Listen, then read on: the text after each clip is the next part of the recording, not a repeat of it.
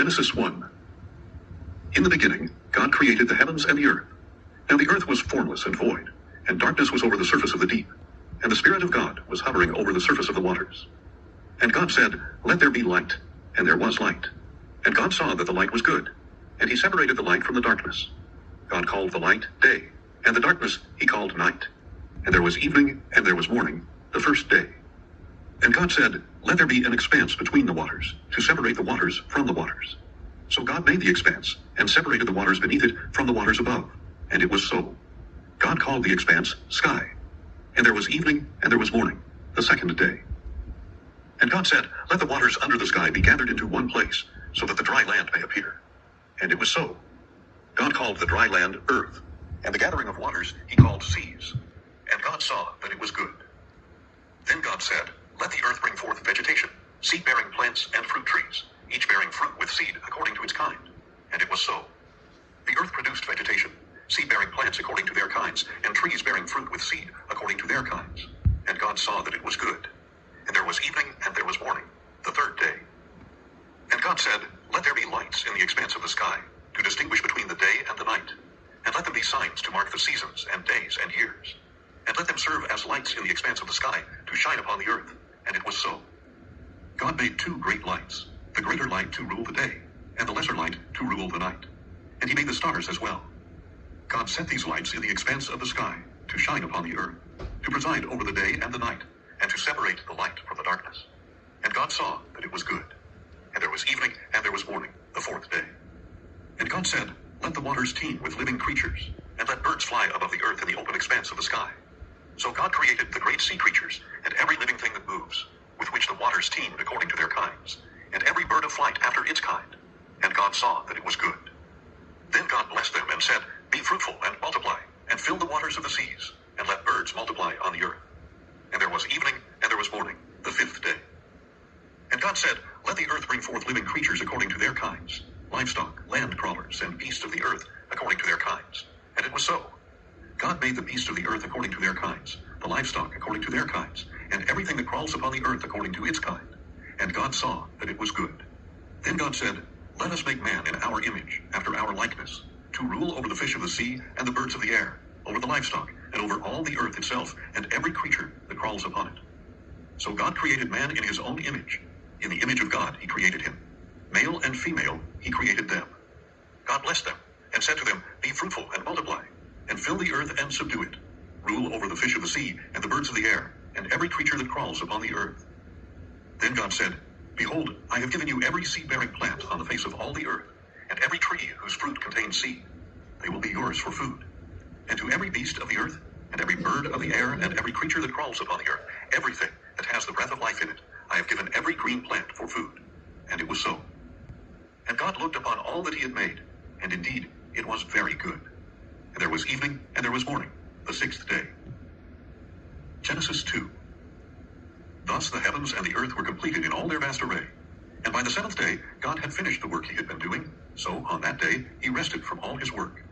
Then God blessed the seventh day and sanctified it, because on that day he rested from all the work of creation that he had accomplished. This is the account of the heavens and the earth when they were created, in the day that the Lord God made them. Now no shrub of the field had yet appeared on the earth, nor had any plant of the field sprouted. For the Lord God had not yet sent rain upon the earth, and there was no man to cultivate the ground. But springs welled up from the earth, and watered the whole surface of the ground. Then the Lord God formed man from the dust of the ground, and breathed the breath of life into his nostrils, and the man became a living being. And the Lord God planted a garden in Eden in the east, where he placed the man he had formed. Out of the ground the Lord God gave growth to every tree that is pleasing to the eye, and good for food. And in the middle of the garden were the tree of life, and the tree of the knowledge of good and evil. Now a river flowed out of Eden to water the garden, and from there it branched into 4 headwaters. The name of the first river is Pishon. It winds through the whole land of Havilah, where there is gold. And the gold of that land is pure, and bdellium and onyx are found there. The name of the second river is Gihon. It winds through the whole land of Cush. The name of the third river is Hiddekel. It runs along the east side of Assyria. And the fourth river is the Euphrates. Then the Lord God took the man and placed him in the Garden of Eden to cultivate and keep it.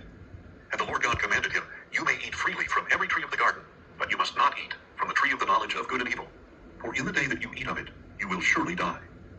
The Lord God also said, "It is not good for man to be alone. I will make for him a suitable helper. And out of the ground the Lord God formed every beast of the field and every bird of the air, and he brought them to the man to see what he would name each one. And whatever the man called each living creature, that was its name. The man gave names to all the livestock, to the birds of the air, and to every beast of the field. But for Adam no suitable helper was found. So the Lord God caused the man to fall into a deep sleep, and while he slept, he took one of the man's ribs and closed up the area with flesh. And from the rib that the Lord God had taken from the man, he made a woman, and brought her to him. And the man said, This is now bone of my bones, and flesh of my flesh. She shall be called woman, for out of man she was taken. For this reason, a man will leave his father and mother and be united to his wife, and they will become one flesh. And the man and his wife were both naked, and they were not ashamed. Genesis 3. Now the serpent was more crafty than any beast of the field that the Lord God had made. And he said to the woman, Did God really say, You must not eat from any tree in the garden? The woman answered the serpent, We may eat the fruit of the trees of the garden. But about the fruit of the tree in the middle of the garden, God has said, You must not eat of it or touch it, or you will die. You will not surely die, the serpent told her. For God knows that in the day you eat of it, your eyes will be opened, and you will be like God, knowing good and evil. When the woman saw that the tree was good for food, and pleasing to the eyes, and that it was desirable for obtaining wisdom, she took the fruit and ate it. She also gave some to her husband, who was with her, and he ate it. And the eyes of both of them were opened, and they knew that they were naked, so they sewed together fig leaves and made coverings for themselves. Then the man and his wife heard the voice of the Lord God walking in the garden in the breeze of the day, and they hid themselves from the presence of the Lord God among the trees of the garden.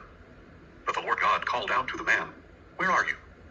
I heard your voice in the garden, he replied, and I was afraid because I was naked, so I hid myself. Who told you that you were naked? Asked the Lord God. Have you eaten from the tree of which I commanded you not to eat? And the man answered, The woman whom you gave me, she gave me fruit from the tree, and I ate it. Then the Lord God said to the woman, What is this you have done? The serpent deceived me, she replied, and I ate. So the Lord God said to the serpent, Because you have done this, cursed are you above all livestock and every beast of the field.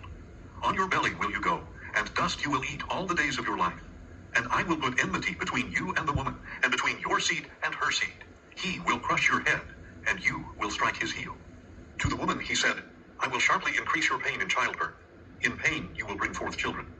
Your desire will be for your husband, and he will rule over you.